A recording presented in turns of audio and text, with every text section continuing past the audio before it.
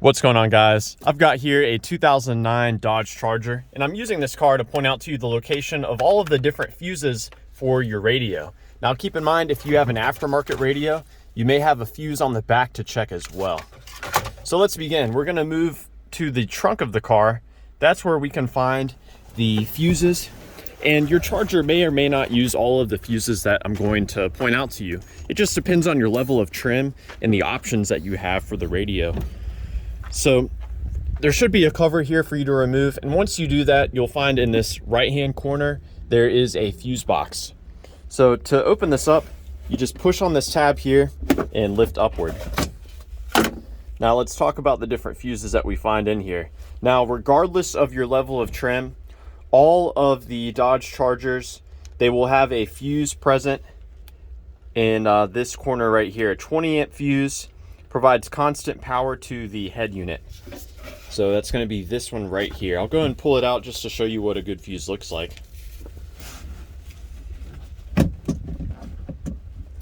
So yeah, this provides constant power to your head unit on a red-orange wire. So that's that fuse right there. All of the Chargers will use this for the radio. Now, if your Charger has controls on the steering wheel for the radio, those controls rely on power from this 10 amp fuse right here. So check that out if the controls on your steering wheel for the volume and changing the channel are not responsive. Now let's talk about amplifiers. There are a couple different amplifiers that your Charger may have. There is a speaker amplifier for the subwoofer here. So that's that 15 amp fuse. There's also a 20 amp fuse for all of the other speakers, and that's this one right here. This is a 20 amp J-case fuse. So be sure to check that out. A common symptom of a failed amplifier is that your head unit will power on, but you won't hear any audio.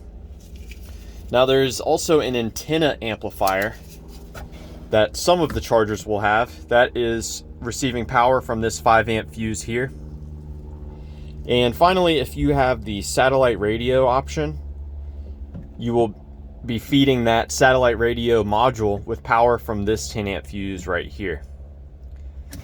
So yeah, I hope that this information was helpful for you, or at the very least a good starting point in troubleshooting the radio on your Dodge Charger. If you have any questions, please drop them down below. Also, if you have any advice for those of us dealing with the radios on these Chargers, please, we'd like to hear about it. So yeah, thanks for watching.